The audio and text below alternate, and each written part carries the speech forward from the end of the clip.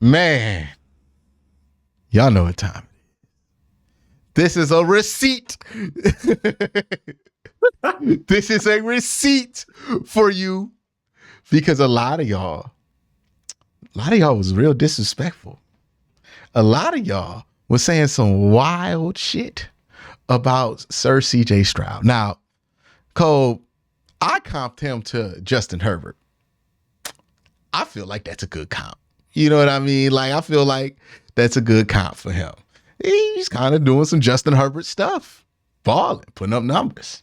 Shredded the Steelers. Shredded the Super Bowl quality defense in the Pittsburgh Steelers. Shredded them. Oof. Man, where was TJ Watt at? Where did CJ go to school? Where CJ go to school? Ohio State. Ohio State. Damn, I thought that's crazy. Thought that was a curse. I thought all Ohio State quarterbacks are terrible, something like that. Must have been something in the air, right? Now I want to go back to a specific quote from one of the most garbage media outlets out there, the New York Post. But they ran with this quote. Concerns about CJ Stroud are piling up as the 2023 draft approaches. First, Spock Sports' Brady Quinn. Yep, Brady Quinn. The former Ohio State Buckeye skipped out on a commitment to the Manning Passing Academy. Oh, boy. Oh, no. Brady Quinn out here saying he skipped the Madden Passing Academy. Good God help you if you do that. Oh, my goodness. All right. Now some league executives are calling Stroud a potential bust. After Bob McGinn of Go Long released the purported S2 test scores, a cognitive test going into the draft for this year's class. Now, you want to hear this quote? Because this quote is crazy. Yep, I want to hear it. Stroud scored 18 percentile. So not 18 out of 100, like some people were, in the 18th percentile, which is still not good. But I just think he didn't give a fuck about that test. This guy said, this is like a red alert, red alert. You can't take a guy like that. One NFL executive told McGinn, a former Packers beat writer. This is why I have Stroud as a bust. That in conjunction with the fact that name one Ohio State quarterback that's ever done it. So let's go over the evidence, because I didn't hear film being brought up in here. I didn't hear tape. You know what I mean? I didn't hear anything about like how he plays football. I heard that he did not join the Madden Passing Academy was one reason why he'd be a bust.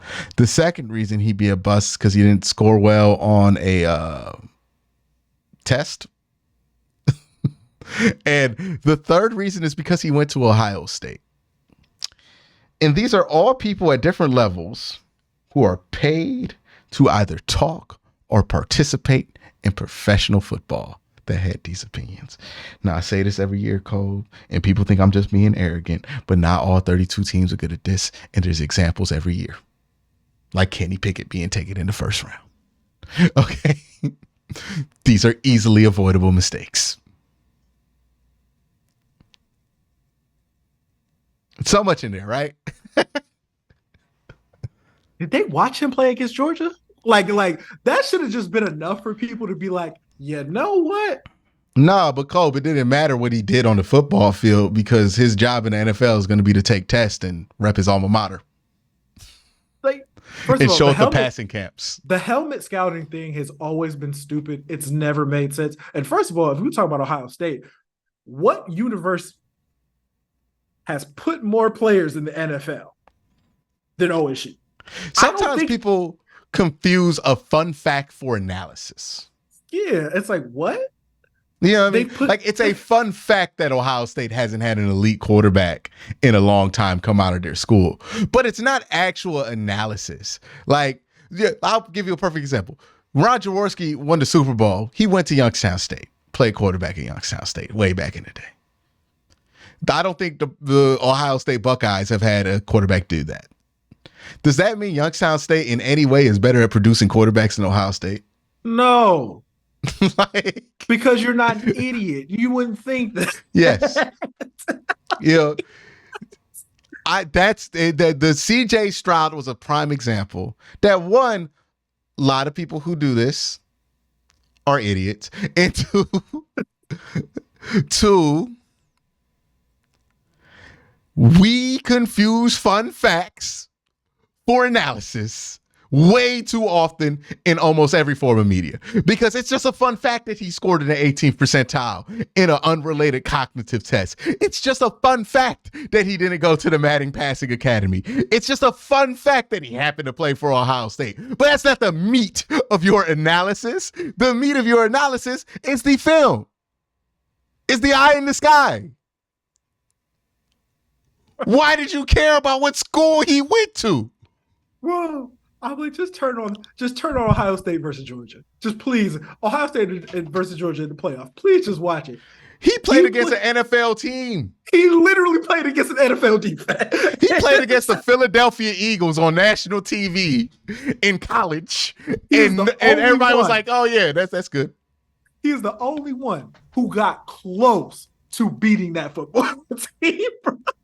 One drive away, without Marvin Harrison. And I'll give him credit, because I thought he was going to struggle his rookie year, because that Texas team looked like they was ass. Like, they are ass. They're not good. But he's doing something with this. So I'm like, oh, he might be special. Like, he cooked the Steelers. Dog, he cooked the Steelers on Sunday. Shredded them up. It's only the Steelers defense. Not the best. Bro, look at what he's working with. Tank Dell is his best receiver. He had better receivers. Who was his leading receiver that game? It might have been Nico Collins. I don't know. It was Nico Collins. He had better. That's not Marvin Harrison and Garrett Wilson. Like, CJ Stroud had better offensive linemen and wide receivers all his years in college than he has right now. Don't sleep. Rucker was balling. Like, hey, Rucker might have been a good one. Like, he might have had a better offense. And he cooked the Steelers with a worse offense than he had in college. And people were talking to me about fucking Ohio State. Bro, what are we doing? What are we doing? You know, we put out that TikTok about the cognitive test, and boy, oh boy, sports brings it out of people, right? Sports brings it out of people, and nothing brings it out of people like a quarterback. You know what I mean? And it's funny how quick we were really how quick a lot of people were willing to accept that CJ Stroud was a dummy. Like, and that's how I heard him be talked about. They talked about this man as if he had no intelligence. And it should be embarrassing that so many people with prominent jobs in sports media were so comfortable speaking about this man as if he's an idiot the first chance they get. I'm talking to you, Brady Quinn. You know what? I bet you they wouldn't have said anything about Kenny Pickett like that. We don't find out the other cognitive test. You know what I mean? Like, who scored bad? It's always Jamarcus Russell that we find out did it score well on the cognitive test, right? Like, it's always somebody they want to make an example of not being smart that fails the cognitive test, right? Did we find out Will Levis's cognitive scores? Oh, his test wasn't good. I don't believe his test was good. It wasn't as bad as CJ's. CJ had a bad one. But here's my thing. You see CJ Stroud scoring the 18th percentile of this cognitive test, and your immediate assumption is that he's an idiot. Not the other assumption you might have given somebody if you weren't so inclined to want to believe somebody was stupid for whatever reason. Might have been, well, maybe he just didn't take the test seriously. Like, maybe that's why he scored so low. But so many people were thought that CJ Stroud earnestly tried his best on that test and scored in the 18th percentile, that he was an idiot. You know what I mean? Despite the fact that we saw all of his football genius tape at Ohio State, we were willing to believe that this man was an idiot. A lot of people was putting that on Anthony Richardson, and he had a good S2 score, right? Like, it's not like the S2 score saves you, right? Because Anthony Richardson got similar criticism, and his S2 score was fine. Honestly, Anthony Richardson, really good academics from all I hear. Graduated high school early. Is on track to graduate from college in a pretty fast number of years. I don't know. Anybody who could take like high level college classes at 20 is probably not stupid. Like, but when you're looking at other things, you wouldn't care about all those little details that would get in the way. Like the color of his helmet. That's crazy. Man, can't stand that gray helmet that CJ was wearing. Just terrible. It was the color of that man's uniform that everybody just couldn't get past. Hey man, those Florida colors. Yeah. You know what I mean? There's something about them colors that was really affected how people were willing to report this. You know, shout out to the New York Post. Y'all know what y'all do. Y'all post garbage. Y'all post garbage usually slanted in that direction. I'm just saying. So. Yes, people who thought CJ Stroud was a football idiot because he scored an S2 test. I want you to show yourself and delete your account because you should never be trusted to talk football again. Like if you were willing to believe, this is the thing that drives me the most crazy about the draft process in all reality. I understand at some point this is a projection game, but that doesn't mean that we just don't act like the football doesn't exist. You know why I thought Anthony Richardson should have been one of the 2 top quarterbacks drafted in this draft? It's because the tape was good. He just needs to refine his mechanics, and he was 19. That's a reasonable assumption. I'm not saying that just because I saw him run a 40. I'm like, no, the tape looks good. He's just off a little bit, but the eyes are in the right place. Like, he's doing some advanced stuff here. He just has terrible arm mechanics right now. He just needs to clean that up. He'll be fine. He's 19. I'm pretty sure I fixed stuff from when I was 19. He could fix something when he was 19, right? Like, that's not that hard. CJ Stroud, reason I was high on him, the tape was really good. Bryce Young had really good tape too, but the thing that concerned you about Bryce Young was, boy, he's small. Small. That's it. We said that was the evaluation. But then people want to throw Will Levis into this conversation when his tape is garbage. People want to throw all these other guys in this conversation. But you were saying? I was like, hey, we did a video. People can go watch it. Who would we take number 1 overall with the number 1 overall pick? Which quarterback would we take? You number 1 overall? I said Anthony Richardson. You were like Anthony Richardson because if it the hit, potential, it hit, and it didn't seem like it was that far off from hitting. Like, and it really don't seem like it's that far off from hitting. It don't. You were like, that's my guy.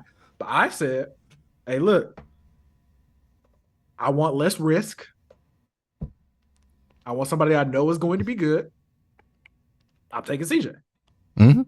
Taking CJ number 1 overall. If Anthony Richardson ends up being better, okay, y'all got that. But I feel like I'm going to be comfortable with what I got regardless.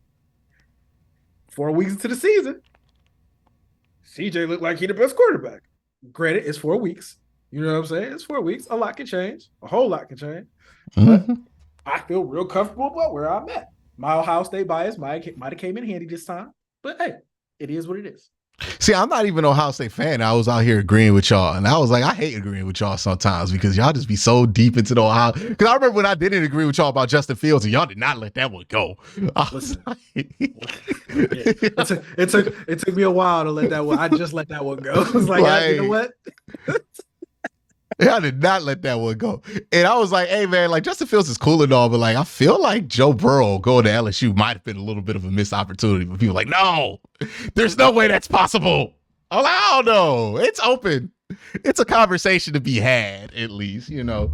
So sometimes y'all be driving me crazy because, you know, y'all be on your squad side. I understand it. But this one I was with y'all. I was like, nah, at that Georgia game especially, I was like, nah, nope. That is one of the first 2 quarterbacks taken in the draft. There's no doubt in my mind that is a top 2 pick. Like, there was no doubt. There was no doubt. There was no CJ slide after that. I'm just happy that enough people were competent to say, yeah, we're not stupid. We're taking CJ Stroud. Also, hey, way to not be stupid and take Tyree Wilson, instead of Will Anderson. Like a lot of people were suggesting that you should do. There's a world out here where the Texans have worse leadership and end up with Will Levis and Tyree Wilson. Oof. And you know what you call the Texans at that point in time? You know what you're going to call them? The 2011 Browns. Because that's the shit we used to do. Okay. Look, all that trading back from my early history with this Browns team has ruined the ideal of not taking premium players at premium spots. No, people were so critical of like, oh, why would you get Will Anderson and CJ Stroud? Like, because they wanted them both, so they got them both. Go get them. You know what I mean? How many guys in the top 5 we don't wish the Browns would have took, but they trying to be cute. We're going to trade back and get extra picks here, and then we're going to have 14 picks, and all we get is a bunch of ass and some mid if we're lucky. All that praise we got for all that praise we got for the 2 first-round picks that we accumulated in 2014 just to get the 2 worst players in that draft class. I don't care about having multiple picks. Take good players. Take reasonable swings at really good players. Because you know what? The Falcons were pretty happy with Julio Jones. You know, we weren't happy with Phil Taylor all 4 years he was here. You know what I mean? Shout out to Phil. He still watched the team. He still hang around. I think he still live in the city. Good player. But it wasn't enough to get over Julio Jones, not having him. It's the draft process is flawed. And the people who are the loudest about it really don't know what they talk about sometimes. Okay? Really don't. Here's the draft process for you, right? This is draft process for dummies. Take good players. Just take good players. Hey, that good, take them. Oh, but it's not 4th round value and it doesn't line up. Remember how badly I wanted Carl Brooks? Mm-hmm. He was a 6th round pick. I was like, you should take him. I like him. He's starting for the Green Bay Packers right now. Keanu Benton. The value. No. It seems like, he good. Let's draft him. Oh, yeah, that makes sense, right? Nick Herbig. I want the Browns to take Keanu Benton so bad. No, I was like, yo. Nick Herbig. It's crazy what Marvin Mims. Oh, but Quincy, he's only so tall. You shouldn't do that. Nah, I know he's good. He's cooking everybody on tape. We should probably take a good player. Marvin Mims. Now, I'm not saying the Browns should have took him or anything. I'm just saying, hey, it's crazy. You take a good player. Now, the Denver Broncos don't play their good players, for whatever reason. Marvin Mims is struggling to get the goddamn ball for whatever reason. Shout out to Jaleel McLaughlin, the other good player on that Broncos team that can't get the ball for whatever reason. Shout out YSU's finest. There you go. Yeah, Wyan Proud. We gotta rep the alma mater. You know what I mean? We don't get very many. We don't get very many. So all I'm saying is sometimes it would help yourself to just be like, hey, man, this dude was really good at the SEC. We should probably take him. It ain't got to be more complicated than that, man. But people want to turn draft into all this other shit, and it just turns into silliness. Is the tape good? Yes or no? That's the most important thing. Then tell me about the 40 time. Then tell me about this. Then tell me about that. But so many people hear the 40 time first. They want to hear all this supplemental shit, and then they might look at the tape once they've already made up their mind about a prospect. And that's how stuff like this happens, where people are out here talking about they taking CJ Stroud off the board because he scored bad on a cognitive test. Dumbass. Come on. And that's your process.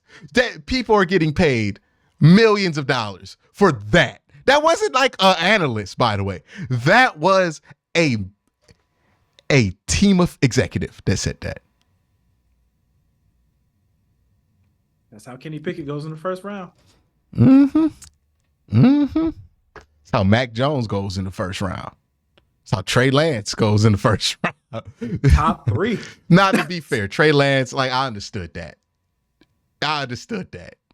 But also didn't understand trading 3 first-round picks. Like, if you just had a top 5 pick, I understood it. Trey Lance is like drafting Anthony Richardson going wrong. That's Trey Lance. Trey Lance is Schrodinger's quarterback because, like, I've never seen him play. I've never seen him play a football game. Have you? That's the thing. Like, is he good? Is he bad? He just doesn't exist. He doesn't play. But that's a topic for another day. Y'all, just take this advice. If somebody's super fast and super strong, they might be able to play NFL football. If somebody's really good against an NFL defense in college, they might be an NFL quarterback. Sometimes we don't need the extra stuff to tell us what's obvious. And CJ Stroud was a perfect example. Keep killing them, CJ, until you play the Browns, because that Houston game feeling different now. Okay? Yeah, that's not an automatic W no more. You know what I mean? I want Davis Mills back for that one. But we'll see.